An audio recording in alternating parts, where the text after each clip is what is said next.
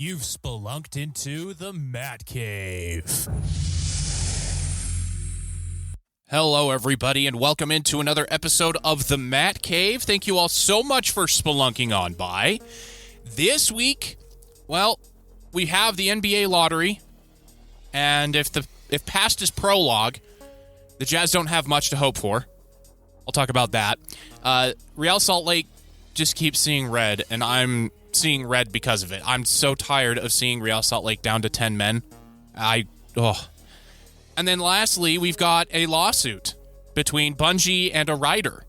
And don't worry, sports fans, this one will also kind of go back into sports as well with the Utah Mammoth unveiling everything. I did an episode about it midweek last week, but America has always had a problem with punitive lawsuits, and here we go again. But the Bungie one's actually kind of funny. So hang with me. I'll go over it, and let's do it. So thank you all for being here. As always, like, comment, subscribe, 5 stars, thumbs up, wherever it is, however you listen, helps me out a ton. Also find me on Facebook, the Matt Cave Podcast, also on Instagram with the same name, and on YouTube as well. All one word, the Matt Cave Podcast. You'll find the podcast posted there as well. And now we can jump into it. So the NBA Draft Lottery is May 12th. That is tomorrow, as of me recording this. And the Jazz are tied with the Wizards as well as the Hornets for the best odds to land the number 1 pick. The Utah Jazz, since they had the worst record in the NBA by 1 game, are guaranteed to not slide out of the top 4. Well, top 5, but I mean, if you look at the percentages, it's basically the top 4. The top prospects to choose from, obviously, Cooper Flagg. Then you got Dylan Harper, Ace Bailey, and VJ Edgecombe. Funny thing, Dylan Harper and Ace Bailey both went to Rutgers, and 2 of the top 4 picks in this year's NBA draft was not enough to get that team into the NCAA tournament. Goes to show you. In the college game, you can't just build your team around 2 guys and then have a bunch of schlubs. Who knew? But what does the past say about the Utah Jazz? Well, let's just look at the most recent history. The Jazz slid in their first draft lottery post-Gobert Mitchell, and that was expected. Like, the Jazz weren't even that high to begin with in the draft lottery, so they slid back. They picked up Taylor Hendricks. Jury's out. He had a horrific injury. He is working super hard to come back from it. And if all of the beat writers and the coaches and even some opposing scouts can be believed, he's going to turn a corner when he comes back. Maybe not right away, but when he does come back, he'll turn a corner and be a very good player in the NBA. That's what everybody is expecting. So that's pretty exciting there. They swung and missed this past draft. They absolutely swung and missed with Cody Williams. I told you in the beginning I was not happy about the pick, and you're seeing why. He's just not NBA ready, and in the lottery, you cannot afford to pick guys that have that long of a runway before they can take off. And Cody Williams is at least 2 to 3 years away from anything. Like, he's too skinny, and his jump shot is not good. His ball handling is okay. His passing is okay. His defense is decent. But if you can't make shots, you're not going to stick in the NBA. And that's where we're at with Cody Williams. Then you have the other picks. Kyle Filipowski will be a good bench guy.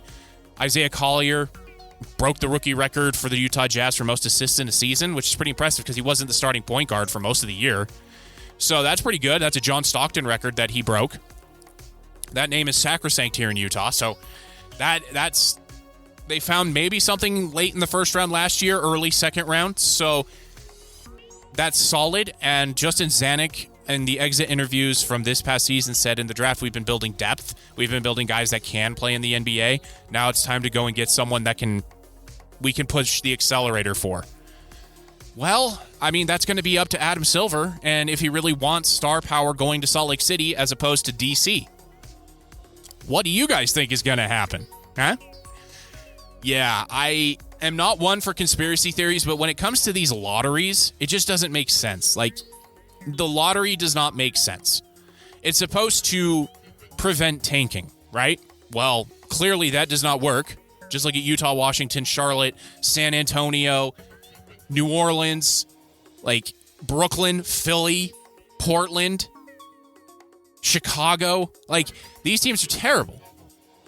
And they're terrible for a reason. They tank so that they can get one of these guys. So tanking doesn't... The lottery doesn't work in preventing tanking, period. End of story. What will work is if you have a tournament at the end of the season for all of the teams who do not make the playoffs, and they play in this tournament for the number 1 overall pick. There would also be a monetary bonus for the guys on the team, so that if they're not on that team, but the team gets the number 1 overall pick, they still get something, right? That is what would fix this. 100% would fix it. Because there's competition, and what do these sports leagues always want, whether it's the NFL, MLB, NBA, MLS, NHL? They want more meaningful games. Well, you'll get meaningful games if you do this tournament.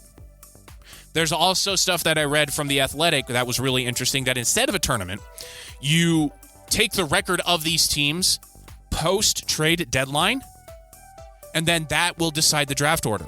So the worse you are post-trade deadline, the worse your pick is. And so I like that idea too, because these teams will, play up to the trade deadline, go, all right, we suck, let's get rid of anything that anybody might want and collect future assets. Well, that's not going to work anymore because you still have to play. You still have to try. So that's what would fix this. Instead of relying on ping pong balls, or if we go back to 1984, a chilled envelope. Like, that's my frustration. I'm airing it out now. All of it will be moot if the Jazz land the number 1 overall pick. The representative being sent for the Jazz this year, as opposed to Colin Sexton last year, will be part owner Ashley Smith, Ryan Smith's wife.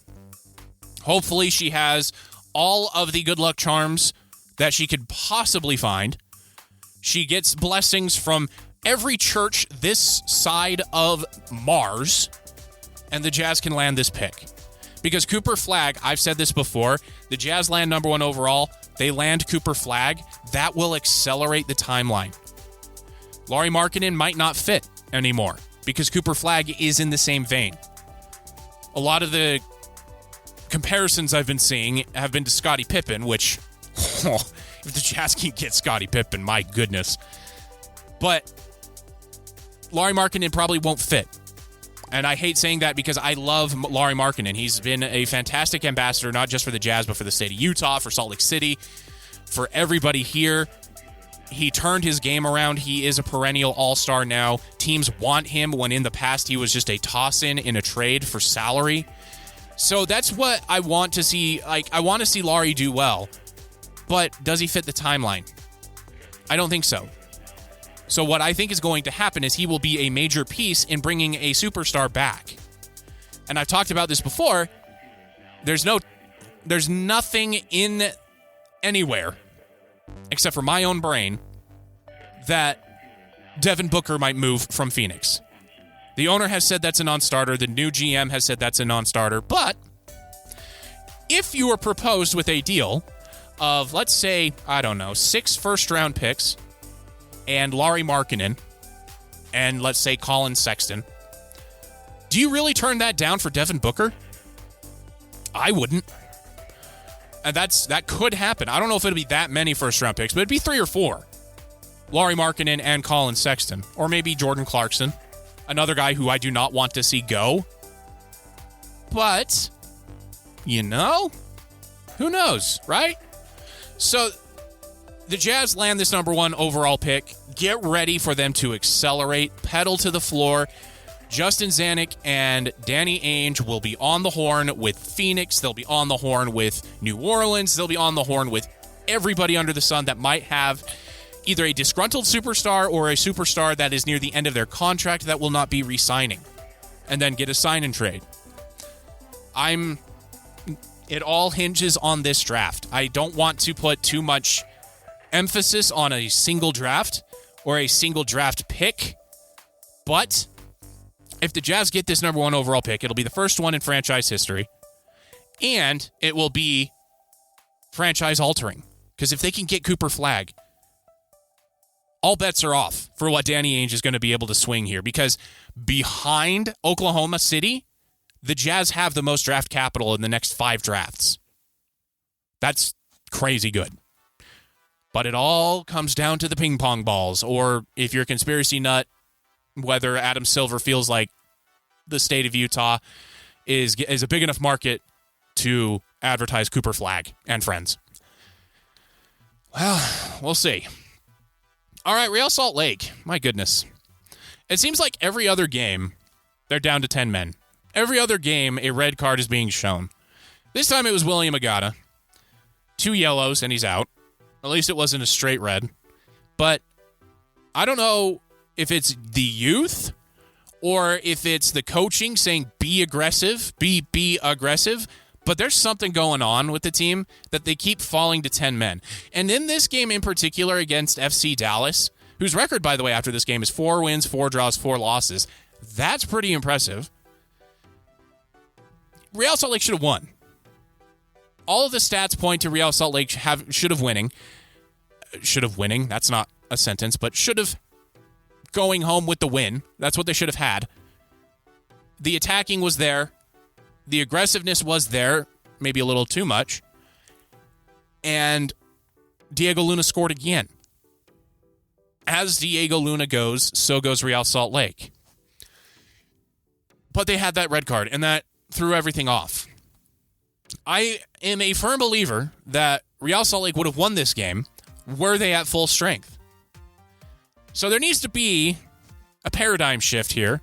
Real Salt Lake also went out and bought another striker. And this time it was not from Sporting Kansas City. It was from the Philadelphia Union. And it's Diego Rocio. I apologize. I don't speak Spanish. But he is a Mexican international, 17-year-old. He will be on the youth team, the Real Monarchs, for Real Salt Lake through the rest of this year. And then will be on the senior roster next year through 2028. He is actually could be a very good fit. He's young, and that means with a small market team like Real Salt Lake, that means he has contract stability and controllability and will not be overly expensive for a little while. But he was the MVP of the Generation Adidas Cup, which is like the season-ending cup for, let's just call it AAA MLS. He scored 5 knockout round goals to win the title. So that's pretty darn good. So he could be something very nice moving into next year, but he won't be on the senior team for a while. I just wanted to bring that up because maybe Larry H. Miller family listened. Maybe somebody told him, but they're investing. They're not just spending money to spend money to say, hey, we're serious about this. They're spending money for the future too. So we'll see what happens there. But as for the senior team, I'm very angry and very frustrated, and they're wasting Diego Luna. They need to do better there. Pablo Mastroeni is a wonderful coach. He's a great manager. He needs to rein in the aggression a little bit and maybe not play as many young guys together at the same time as he has been. And like I said a few weeks ago, Real Salt Lake has the longest running streak of making the playoffs. So there is something on the line here. And I would like to see Real Salt Lake remain in the playoffs because there is no draft lottery. Like, there is a draft for the MLS, which I think is just dumb and stupid and should not happen. Why should our league be the only league in the world that does things differently? Different episode for a different day. But that's not what we should do. Anyway, the team is actually good enough. Like I said at the beginning of the year, it would be a miracle if they made the playoffs. I mean, the team looks to be good enough to make the playoffs. I don't think they're going to win the cup. But with the struggles that LA Galaxy are having, the team that won the league last year, they have 0 wins. And we are 12 games into the season. Lionel Messi and Inter Miami are collapsing in on themselves like a neutron star, having been blown out a few times now. There's a lot going on. So the chaos that is going on in MLS this year could lend itself to a team like Real Salt Lake. Maybe, I don't know, a team like Vancouver even could win the league based off of the chaos that's going on.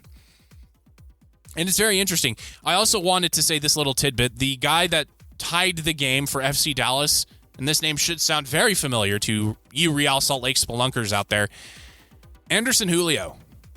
Yeah. He was one of the good ones, and they sold him off. So he brought FC Dallas even early in the second half, and that was all she wrote. All right, moving on from Real Salt Lake before I have a coronary. Utah football. University of Utah football.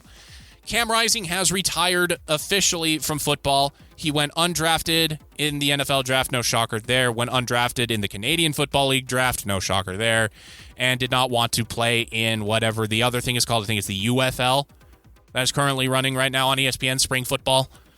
So he medically retired. And it was not because of his knee, and it was not because of the concussions. It's because of his hand. The hand that he whacked on the helmet of that Baylor defender. Yeah. Interesting. He could not grip the football strong enough anymore. So, on the advice of doctors and his family, he retired. Where he is going, though, is not where I expected. I expected him to be like a grad assistant or an advisor to like Kyle Whittingham or something. No, he's going back to his high school. He's going to be a offensive coordinator at Newberry Park High in California. That's where he was a 4-star recruit coming out and went to Texas originally before transferring to Utah. That's interesting. And he's going to be coaching 4-star Michigan QB pledge Brady Smigiel. I always want to say Smeagol because that's what it looks like. But, I mean, thank you for the memories, Cam. Like, my goodness. Like, just watching him play, the passion he played with, he was very good at the game. Maybe not NFL-type quarterback play, but definitely good enough to win a couple of Pac-12 championships. Best of luck in his career. He's earned it. And, yeah, that was a dirty play from Baylor. The end, full stop. Or was it Oregon? I can't remember. But that was a dirty play on the sideline. It shouldn't have happened, and now a guy's career's ended because of it.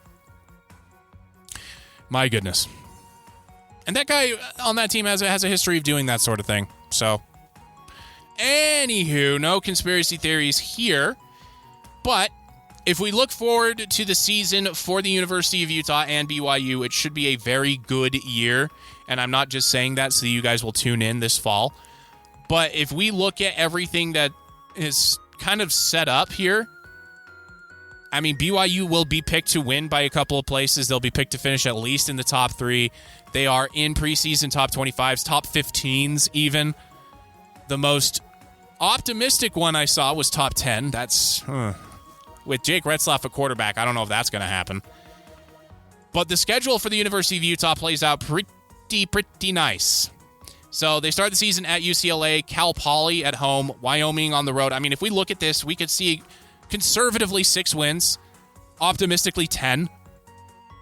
The only games where I see that they don't really have a shot are later in the year. Against Kansas State, against Baylor. Like, those are the 2. Otherwise, I see them in every game next year. And the same thing goes for BYU. The conservative win total would be 10. The optimistic would be undefeated. And this is all dependent on transfer portal, continuity, health, obviously, all of that stuff. Because after fall practice, once the depth charts are announced, there's going to be transfer madness again. But if we look at the schedules, Utah dodges Iowa State. But they do play Arizona State, but that game is at home in front of the Muss and will probably be at night. So that's going to be a really tough ask for Sam Leavitt and company. I really think that Arizona State, it was a flash in the pan. I really do. I don't think they're that good. I think it was a one-off season. I don't see that. I don't see the success being sustainable there at all. It never has in the past, and I think that last year was a flash-in-the-pan moment. Anyway, so that is the big one for Utah outside of the game against BYU, which is mid-season, which is so stupid. Brett Yormark, get your head out of your you-know-what and put that at the end of the year. On behalf of both sides of the rivalry, that is where the game belongs. Put it there. Okay. And then BYU avoids Arizona State, but they do have to travel to Ames, Iowa, and play Iowa State. That's the big bugaboo, and then, of course, Utah at home.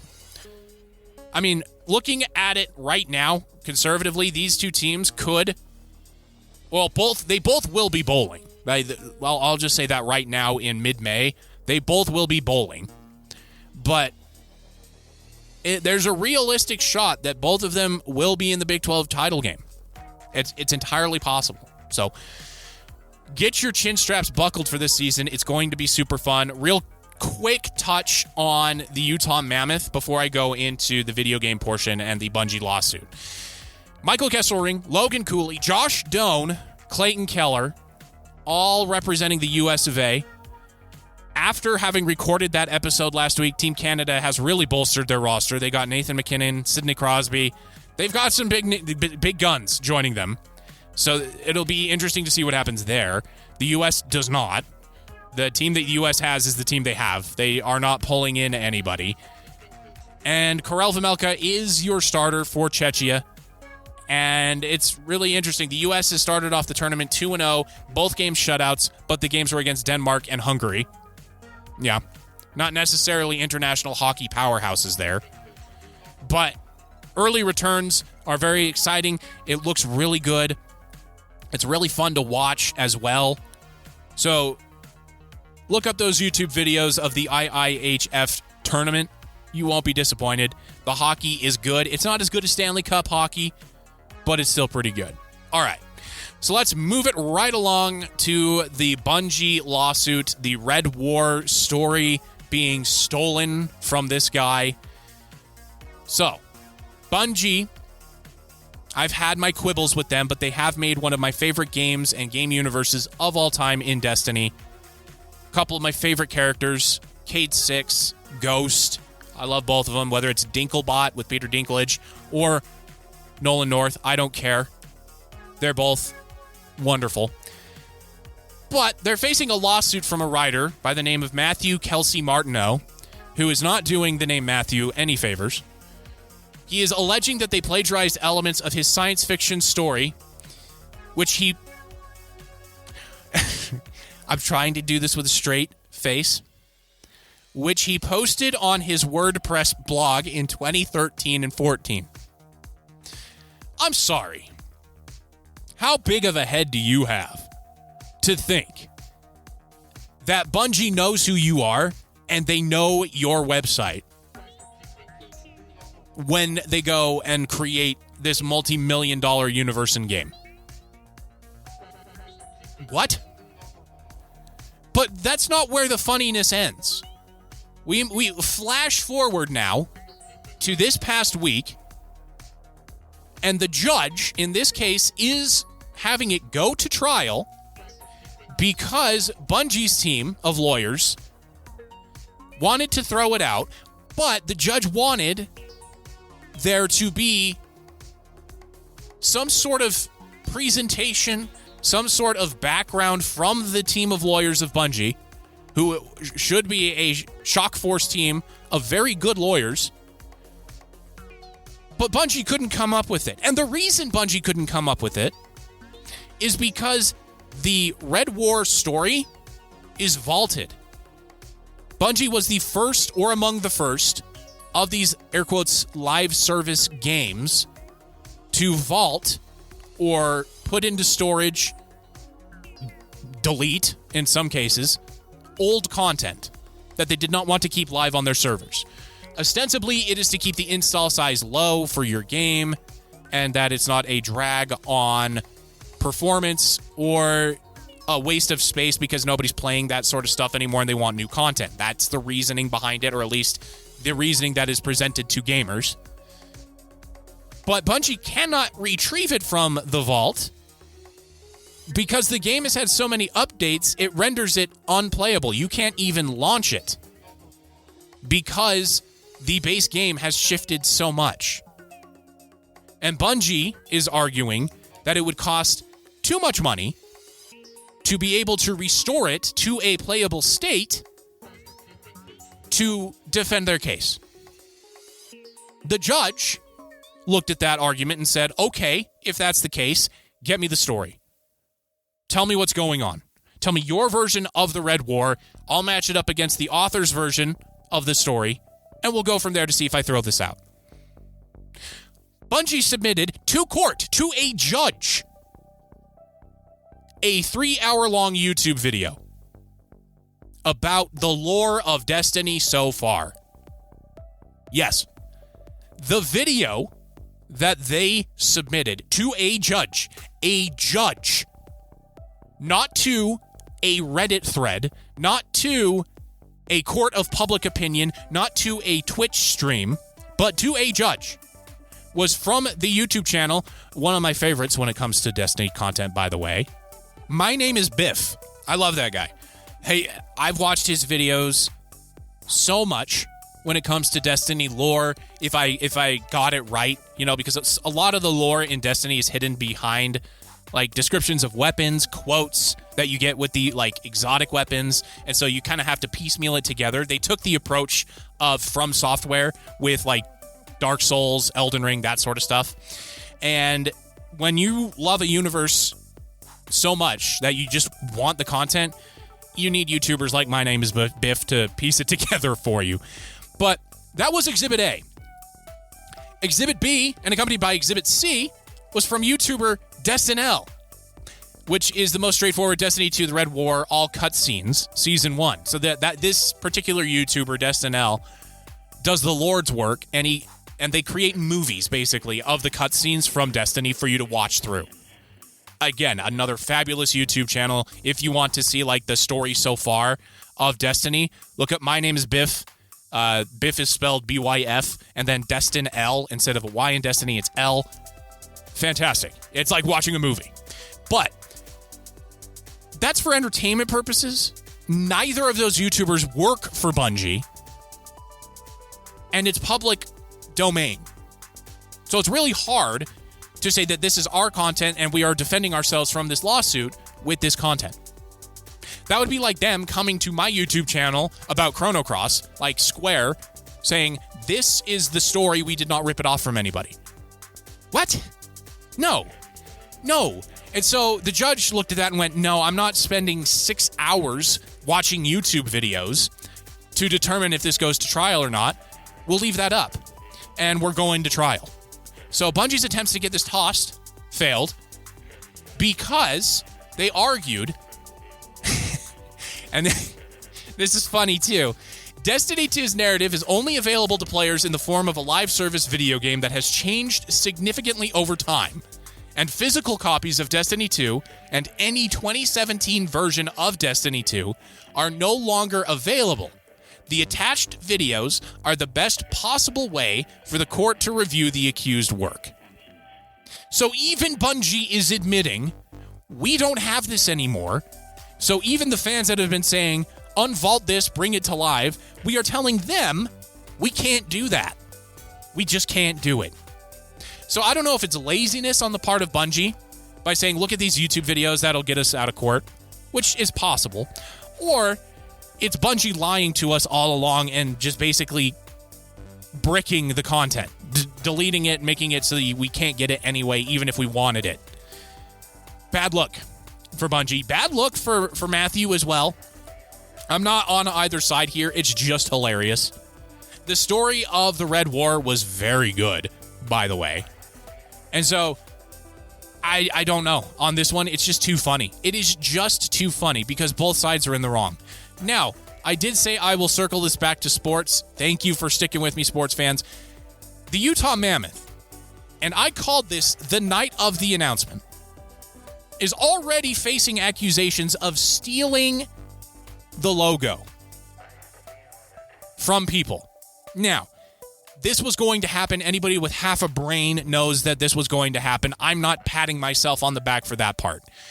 The part that's very funny is that the people, and there's multiple users here, the people that are accusing Ryan Smith and company and the firm that was hired and all of this, that, and the other of doing this, posted these logos to Reddit. I took a look at the logos, and no, they did not steal it from you. Yours was made with AI. Theirs was made by actual artists and firms and research and all of that good stuff. So no. And I really hope you do bring that to court because the judge will look at that and go, what? And toss it out. But yes, it's already happening. It's gaining steam, and it's not just gaining steam on Reddit. It's gaining steam elsewhere. It's just ridiculous. But I just wanted to bring that up a little bit because it's funny. It's just funny looking at that and looking at a live service game and just basically being told it's not technically live service because everything that we've created in the past we can no longer give you, which is what they just admitted. So that's the episode this week, everybody. Thank you all so much for listening. I will see if I'll do a pop-up episode again. It was pretty successful this past week. Thank you so much for that, by the way. If the Jazz get the number 1 overall pick, I might do an episode. I'm not going to promise anything because I don't know if I'll have enough content to talk about.